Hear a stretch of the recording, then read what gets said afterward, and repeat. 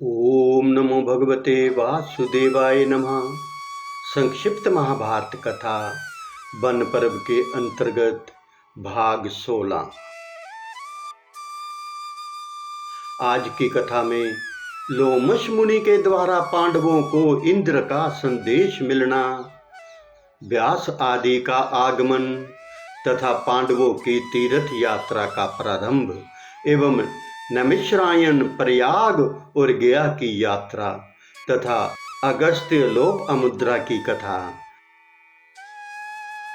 विशंपजायन जी कहते हैं, जन्मजे युधिष्ठिर आदि सभी पांडव, ब्राह्मण, सेवक सब के सब लोमश मुनि की आग भगत में जुट गए। सेवा सत्कार हो जाने के पश्चात युधिष्ठिर ने पूछा, भगवन किस उद्देश्य से आपका शुभ आगमन हुआ है? लोमश मुनि ने प्रसन्नता के साथ प्रिय वाणी से कहा, पांडुनंदन, मैं स्वच्छंद रूप से स्वेच्छा अनुसार सब लोकों में घूमता रहता हूँ। एक बार मैं इंद्रलोक में जा पहुंचा। वहां मैंने देखा कि देव सभा में देवराज इंद्र के आधे सिंहासन पर तुम्हारे भाई अर्जुन बैठे हुए हैं। मुझे बड़ा आश्चर्य हुआ। देवराज इंद्र ने अर्जुन की ओर देखकर मुझसे कहा, देव ऋषि, तुम पांडवों के पास जाओ और उन्हें अर्जुन का कुशल मंगल सुनाओ। इसी से मैं तुम लोगों के पास आया हूँ। मैं तुम लोगों के हित की बात कहता हूँ, तुम सब सावधान होकर सुनो। तुम लोगों की अनुमति लेकर अर्जुन जिस अस्त्र विद्या को प्राप्त करने गए थे, वह उन्होंने शिवजी से प्राप्त कर ली है। भगवान शंकर ने उस दिव्य अस्त्र को अमृत में से प्राप्त किया था और अब वही अर्जुन को मिला है। उसके प्रयोग और प्रत्यावर्तन की विद्या भी अर्जुन ने सीख ली है। उससे यदि निरपराधियों की मृत्यु हो जाए तो उसका प्रायश्चित भी उन्होंने जान लिया है। उस अस्त्र से भस्म हुए बगीचे को वे पुनः हरा भरा कर सकते हैं। उस अस्त्र के निवारण का कोई उपाय नहीं है। महाशक्तिशाली अर्जुन ने उस दिव्य अस्त्र के साथ ही यम, कुबेर, वरुण और इंद्र से भी दिव्य अस्त्र शस्त्र प्राप्त किए हैं। विश्वावसु के पुत्र चित्रसेन गंधर्व से उन्होंने सामगान, गीत, नृत्य, वाद्य आदि भी भली भांति सीख लिए हैं। अब वे गंधर्व वेद की शिक्षा ग्रहण करने के अनंतर अमरावतीपुरी में आनंद से निवास कर रहे हैं। इंद्र ने तुमसे कहने के लिए ये संदेश कहा है, युधिष्ठिर, तुम्हारा भाई अस्त्र विद्या में निपुण हो गया है और अब उसे यहाँ निवात कवच नामक असुरों को मारना है। ये काम इतना कठिन है कि इसे बड़े बड़े देवता भी नहीं कर सकते। ये काम करके अर्जुन तुम्हारे पास चला जाएगा। तुम अपने भाइयों के साथ तपस्या करके आत्म बल का उपार्जन करो। तप से बढ़कर कोई वस्तु नहीं है। तप से ही मनुष्य को मोक्ष आदि बड़े बड़े पदार्थों की प्राप्ति होती है। मैं कर्ण और अर्जुन दोनों को ही जानता हूँ। मैं जानता हूँ कि तुम्हारे मन में कर्ण की धाक बैठ गई है, परंतु मैं ये बात स्पष्ट कह देता हूँ कि कर्ण अर्जुन के 16वें हिस्से के बराबर भी नहीं है। तुम्हारे मन में तीर्थ यात्रा करने का जो संकल्प है, उसकी पूर्ति में लोमश ऋषि तुम्हारी सहायता करेंगे। इस प्रकार इंद्र का संदेश कहकर लोमश ने कहा, युधिष्ठिर, उसी समय अर्जुन ने भी मुझसे कहा कि तपोधन, आप धर्म के मर्मज्ञ एवं तपस्वी हैं। आपसे राजधर्म एवं मनुष्य धर्म का कोई भी पहलू छुपा नहीं है।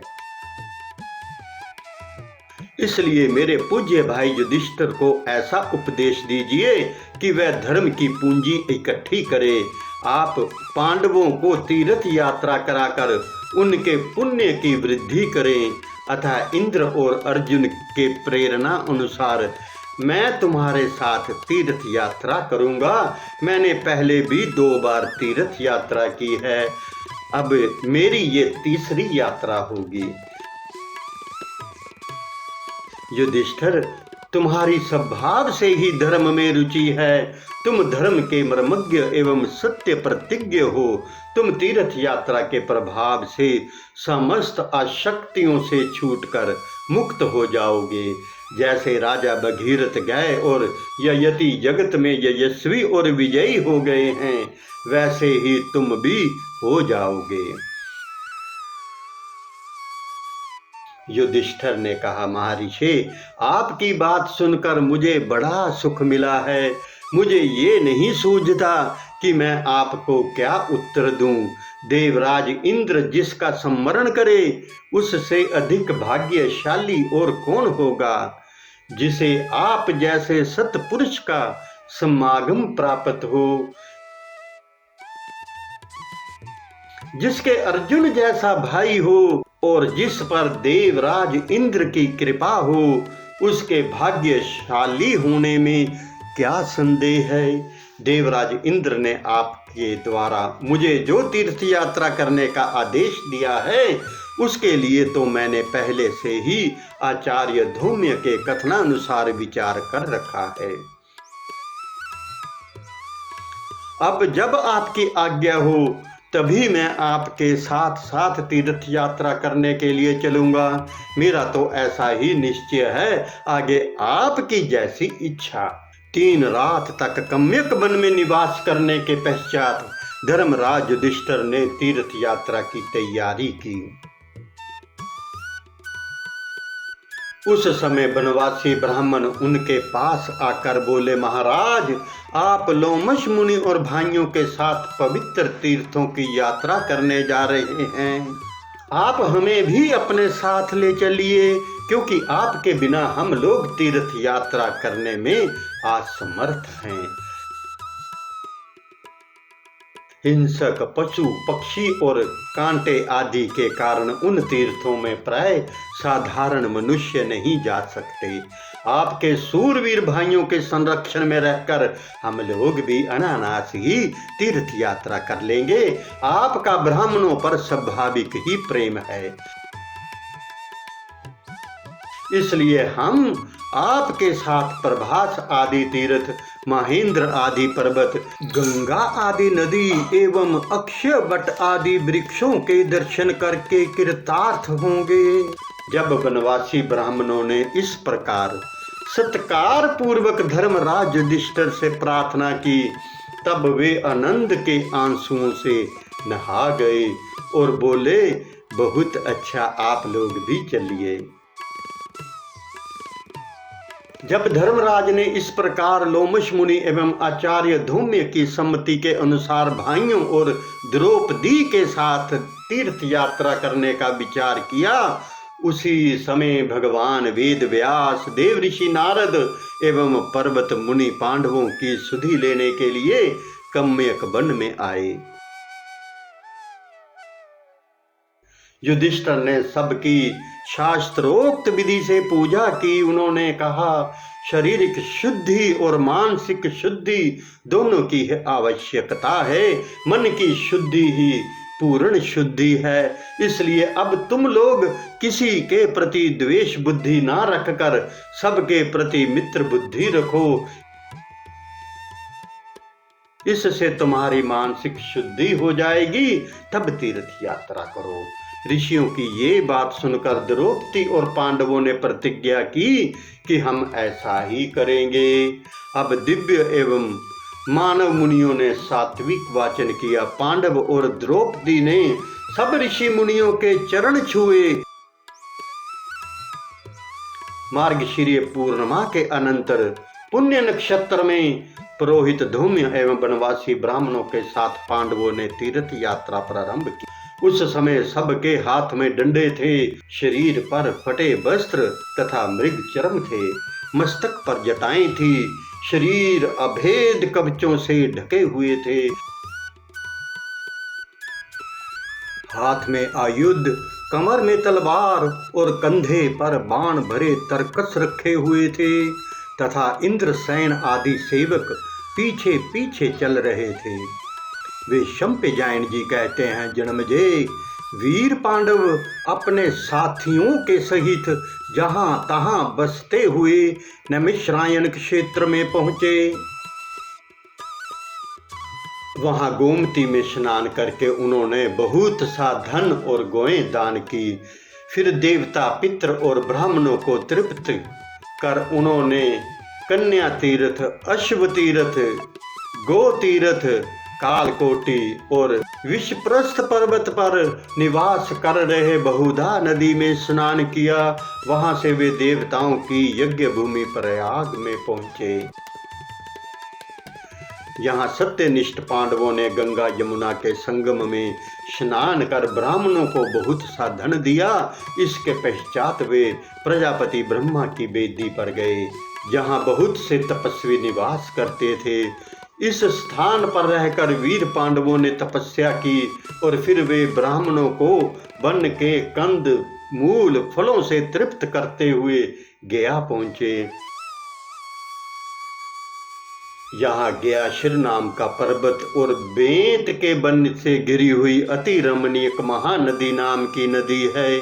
वहाँ पर ऋषि जन सेवित पवित्र शिखरों वाला धरणीधर नामक पर्वत भी है। उस पर्वत पर ब्रह्मसरा नाम का बड़ा ही पवित्र तीर्थ है, जहाँ सनातन धर्मराज स्वयं निवास करते हैं। एक समय भगवान अगस्त जी भी यहाँ सूर्य पुत्र यमराज से मिलने आए थे। पिनाकधारी श्री महादेव जी का भी इस तीर्थ में नित्य निवास है। इसके तट पर अनेकों मुनिजन निवास करते हैं। इस देश के सहस्त्रों तपोधन ब्राह्मण महाराज युधिष्ठिर के पास आए। उन्होंने वेदोक्त विधि से चतुर्मास से यज्ञ कराया। वे विप्र प्रवर वेद वेदांग के पारगामी तथा विद्या और तप में बहुत बढ़े चढ़े थे। उन्होंने सभा जोड़कर कुछ शास्त्र चर्चा भी चलाई। उस सभा में समस्त नाम के एक विद्वान और संयमी ब्रह्मचारी थे। उन्होंने अमूर्तरैया के पुत्र राजऋषि गय का चरित्र सुनाया। वे बोले, यहाँ महाराज गय ने अनेकों पुण्य कर्मों का अनुसंधान किया है। उनके यज्ञ में पका अन्न और दक्षिणा की बड़ी भारमार थी। अन्न के सैकड़ों हजारों पर्वत लग गए थे। घी की सैकड़ों नहरें और दही की नदियां सी बहने लगी थी। उत्तमों उत्तम व्यंजनों का तांता लगा हुआ था। याचकों को नित्य प्रति खुले हाथों दान दिया जाता था। जिस प्रकार संसार में बालू के कण, आकाश के तारे और बरसते हुए मेघ की धाराओं को कोई नहीं गिन सकता, उसी प्रकार गय के यज्ञ में दी हुई दक्षिणा भी गिनी नहीं जा सकती। कुरुनंदन युधिष्ठिर, राजऋषि गय के ऐसे ही अनेकों यज्ञ इस सरोवर के समीप हुए हैं। इस प्रकार गयसिर क्षेत्र में चतुर्मास्य यज्ञ कर ब्राह्मणों को बहुत सी दक्षिणा दे कुंती नंदन युधिष्ठिर अगस्त्य आश्रम में आए। यहाँ उनसे लोमश मुनि ने कहा, कुरुनंदन, एक बार भगवान अगस्त्य ने एक गड्ढे में अपने पितरों को उल्टे सिर लटकते हुए देखकर उनसे पूछा, आप लोग इस प्रकार नीचे को सिर किए क्यों लटके हुए हैं? तब उन वेदवादी मुनियों ने कहा, हम तुम्हारे ही पितृगण हैं और पुत्र होने की आशा लगाए इस गड्ढे में लटके हुए हैं। बेटा अगस्त्य, यदि तुम्हारे एक पुत्र हो जाए तो इस नरक से हमारा छुटकारा हो सकता है और तुम्हें भी सद्गति मिल सकती है। अगस्त्य ने बड़े तेजस्वी और सत्यनिष्ठ थे। उन्होंने पितरों से कहा, पितृगण आप निश्चिंत रहिए, मैं आपकी इच्छा पूर्ण करूंगा। पितरों को इस प्रकार ढाढ़स बंधा भगवान अगस्त्य ने विचार किया, वंश परंपरा का उच्छेद ना हो इसलिए विवाह करना आवश्यक है। किंतु उसे कोई भी स्त्री अपने अनुरूप ना जान पड़ी। तब उन्होंने विदर्भ देश के राजा के पास जाकर कहा, राजन, पुत्रोत्पत्ति की इच्छा से मेरा विचार विवाह करने का है, इसलिए मैं आपसे आपकी पुत्री लोपामुद्रा को मांगता हूँ, आप मेरे साथ उसका विवाह कर दें। मुनिवर अगस्त्य की ये बात सुनकर राजा के होश उड़ गए। वे ना तो अस्वीकार ही कर सके और ना कन्यादान देने का साहस ही। उन्होंने महारानी के पास जाकर उन्हें सब वृत्तांत सुनाकर कहा, प्रिय, महर्षि अगस्त्य बड़े ही तेजस्वी हैं। वे क्रोधित हो गए तो हमें शाप की भयंकर आग में भस्म कर डालेंगे। बताओ इस विषय में तुम्हारा क्या मत है। तब राजा और रानी को अत्यंत दुखी देखकर राजकन्या लोपामुद्रा ने उनके पास आकर कहा, पिताजी, मेरे लिए आप खेद ना करें, मुझे अगस्त्य मुनि को सौंपकर अपनी रक्षा करें। पुत्री की ये बात सुनकर राजा ने शास्त्र विधि से अगस्त्य जी के साथ उसका विवाह कर दिया। पत्नी मिल जाने पर अगस्त्य जी ने उससे कहा, देवी, तुम इन बहुमूल्य वस्त्राभूषणों को त्याग दो। तब लोपामुद्रा ने अपने दर्शनीय बहुमूल्य और महीन वस्त्रों को वहीं उतार दिया तथा चीड़ पेड़ की छाल के वस्त्र और मृग चर्म धारण कर अपने पति के समान ही व्रत और नियमों का पालन करने लगी। तदंतर भगवान अगस्त्य हरिद्वार क्षेत्र में आकर अपनी अनुगता भार्य के सहित घोर तपस्या करने लगे। लोपामुद्रा बड़े ही प्रेम और तत्परता से अपने पति देव की सेवा करती थी तथा भगवान अगस्त्य जी भी अपनी भार्य के साथ बड़े प्रेम का बर्ताव करते थे। राजन, जब इस प्रकार बहुत समय निकल गया तो एक दिन मुनिवर अगस्त्य ने ऋतु स्नान से निवृत्त हुई लोपामुद्रा को देखा। इस समय तप के प्रभाव से उसकी कांति बहुत बढ़ी हुई थी। उसकी सेवा, पवित्रता, संयम, कांति और रूप माधुरी ने भी उन्हें मुग्ध कर दिया था। अतः उन्होंने प्रसन्न होकर समागम के लिए उसका आवाहन किया। तब कल्याणी लोपामुद्रा ने कुछ सुख चाहते हुए हाथ जोड़कर कहा। लोपामुद्रा बोली, मुनिवर, इसमें संदेह नहीं कि पति संतान के लिए ही पत्नी को स्वीकार करता है, किंतु मेरे प्रति आपकी जो प्रीति है उसे भी सार्थक करना ही चाहिए। मेरी इच्छा है कि अपने पिता के महलों में मैं जिस प्रकार के सुंदर वेशभूषा से विभूषित रहती थी वैसे ही यहाँ भी रहूं और तब आपके साथ मेरा समागम हो। साथ ही आप भी बहुमूल्य हार और आभूषणों से विभूषित हों। इन काराश्य वस्त्रों को धारण करके तो मैं समागम नहीं करूंगी। ये तप का बाना बड़ा पवित्र है, इसे किसी भी प्रकार संभोग आदि के द्वारा अपवित्र नहीं करना चाहिए। अगस्त्य जी ने कहा, लोपामुद्रे, तुम्हारे पिताजी के घर में जो धन था वे ना तो तुम्हारे पास है ना मेरे ही पास है, फिर ऐसा कैसे हो सकता है। लोप अमुद्रा बोली, तपोधन, इस जीवलोक में जितना धन है उस सब को आप अपने तप के प्रभाव से एक क्षण में ही प्राप्त कर सकते हैं। अगस्त्य जी बोले, प्रिय, तुम जो कहती हो सो ठीक है, किंतु ऐसा करने से तप का जो क्षय होगा, तुम कोई ऐसी बात बताओ जिससे मेरा तप क्षीण ना हो। लोपामुद्रा ने कहा, तपोधन, मैं आपके तप को भी नष्ट नहीं करना चाहती, इसलिए आप उसकी रक्षा करते हुए ही मेरी कामना पूर्ण करें। तब अगस्त्य जी बोले, सुभागे, यदि तुमने अपने मन में ऐश्वर्य भोगने का ही निश्चय किया है तो तुम यहाँ रहकर इच्छा अनुसार धर्म का आचरण करो, मैं तुम्हारे लिए धन लाने बाहर जाता हूँ। लोप अमुद्रा से ऐसा कहकर महर्षि अगस्त्य धन मांगने के लिए महाराज श्रुतवर्मा के पास चले। उनके आने का समाचार पाकर राजा श्रुतवर्मा मंत्रियों के सहित उनकी आगवानी के लिए अपने राज्य की सीमा तक आया और उन्हें आदर पूर्वक नगर में ले जाकर विधिवत अर्घ्य अर्पण किया। फिर उसने हाथ जोड़कर अत्यंत विनय पूर्वक उनके आगमन का कारण पूछा। अगस्त्य जी ने कहा, राजन, मैं धन की इच्छा से आपके पास आया हूँ, अतः आपको जो धन दूसरों को कष्ट पहुंचाए बिना मिला हो उसी में से यथाशक्ति दीजिए।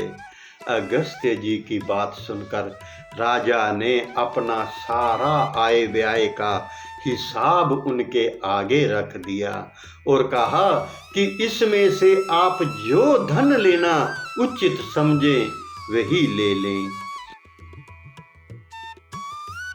अगस्त्य जी ने देखा कि उस हिसाब में आय व्यय का लेखा बराबर था, इसलिए ये सोचकर कि इसमें से थोड़ा सा भी धन लेने से प्राणियों को दुख होगा, उन्होंने कुछ नहीं लिया। फिर वे श्रुतवर्मा को साथ लेकर वृद्धनश्व के पास चले। वृद्धनश्व ने भी अपने राज्य की सीमा पर आकर उन दोनों का विधिवत स्वागत किया। उन्हें घर में ले जाकर अर्घ्य और पाद्य दिया तथा उनकी आज्ञा पाकर वहां पधारने का प्रयोजन पूछा। अगस्त्य जी ने कहा, राजन, हम दोनों आपके पास धन लेने की इच्छा से आए हैं, अतः तुम दूसरों को पीड़ा ना पहुंचाकर प्राप्त किए हुए धन में से हमें यथासंभव भाग दो। अगस्त्य जी की बात सुनकर राजा ने उन्हें आय व्यय का हिसाब दिखा दिया और कहा, इसमें जो अधिक धन हो वो आप ले लीजिए। समदृष्टि अगस्त्य जी ने आय व्यय का लेखा बराबर देखकर विचार किया, इसमें से कुछ भी लेने से प्राणियों को दुख ही होगा, इसलिए वहां से धन लेने का संकल्प छोड़कर वे तीनों पुरुकुतस के पुत्र महान धनवान राजा त्रसदस्यु के पास चले। इक्ष्वाकु कुलभूषण महाराज त्रसदस्यु ने भी उसी प्रकार उनका स्वागत किया। यहाँ भी आय व्यय का जोड़ समान देखकर उन्हें धन नहीं लिया।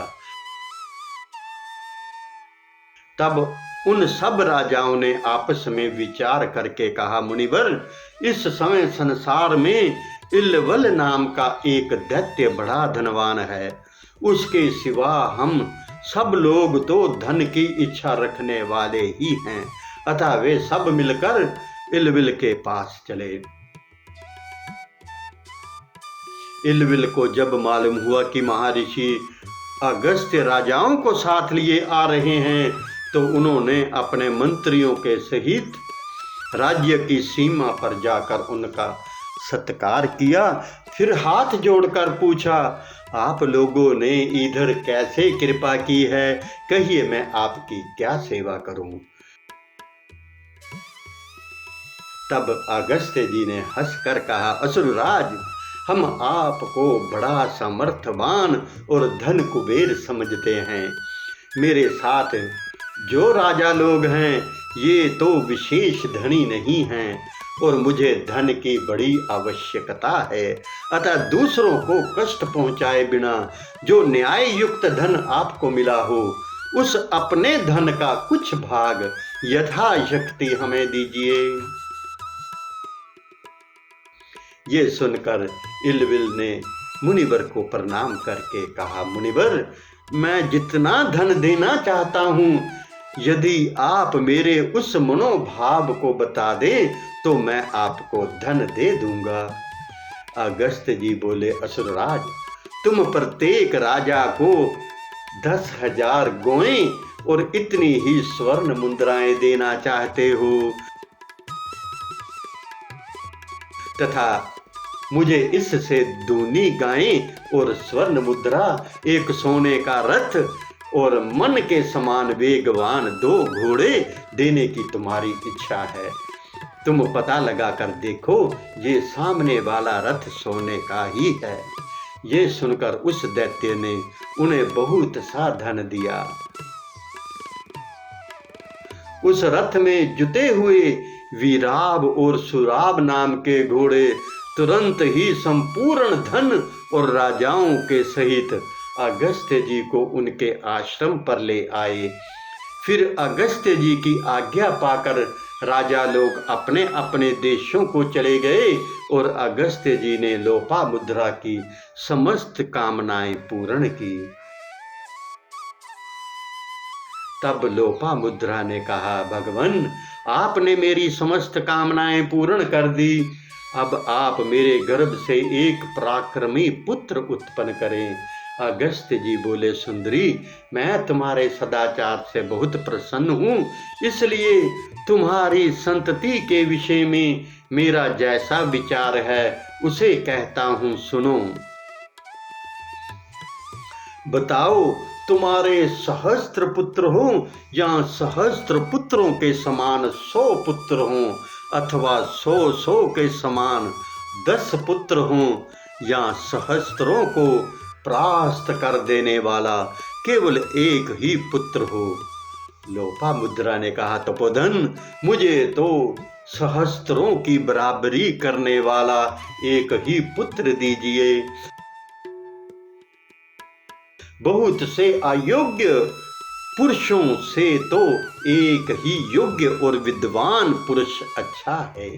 इस पर मुनिवर अगस्त्य जी ने बहुत अच्छा कह ऋतुकाल आने पर अपनी सहधर्मिणी के साथ समागम किया। गर्भाधान के पश्चात वे वन में चले गए। उनके वन में चले जाने पर 7 वर्ष तक वे गर्भ पेट में ही बढ़ता रहा। जब 7वां वर्ष भी समाप्त हो गया तो लोपामुद्रा के गर्भ से दृढ़यासु नाम का एक बड़ा ही बुद्धिमान और तेजस्वी बालक उत्पन्न हुआ। वे परम तपस्वी तथा सारंगोपारंग वेद और उपनिषदों का पाठ करने वाला था। उसका जन्म होने पर अगस्त्य जी के पितरों को उनके अभीष्ट लोक प्राप्त हो गए। तभी से पृथ्वी पर यह स्थान अगस्त्य आश्रम के नाम से प्रसिद्ध हुआ। राजन, ये आश्रम अनेकों रमणीय गुणों से संपन्न है। देखो, इसके समीप ये परम पवित्र भागीरथी प्रवहित हो रही है। बड़े बड़े देवता और गंधर्व भी इसका सेवन करते हैं। ये भृगु तीर्थ तीनों लोकों में प्रसिद्ध है। भगवान श्री राम ने भृगुनंदन परशुराम के तेज को कुंठित कर दिया था। उसे उन्होंने इसी तीर्थ में स्नान करके पुनः प्राप्त किया था। इस समय तुम्हारा तेज भी दुर्योधन ने हर लिया है, सो तुम इस तीर्थ में स्नान करके उसे प्राप्त करो। ओम नमो भगवते वासुदेवाय नमः। एक विनम्र निवेदन है कि संपूर्ण महाभारत की रोचक एवं ज्ञानवर्धक कथाओं का आनंद लेने के लिए आप हमारे YouTube चैनल कहना सेवा के साथ जुड़ें तथा अपने सभी मित्रों को भी हमारे चैनल को लाइक और सब्सक्राइब करने के लिए आज ही आमंत्रित करें। आपके मित्र भी इन कथाओं का आनंद लें। धन्यवाद। हरे कृष्ण कृष्ण कृष्ण हरे हरे, हरे राम राम राम हरे हरे। जय श्री कृष्ण।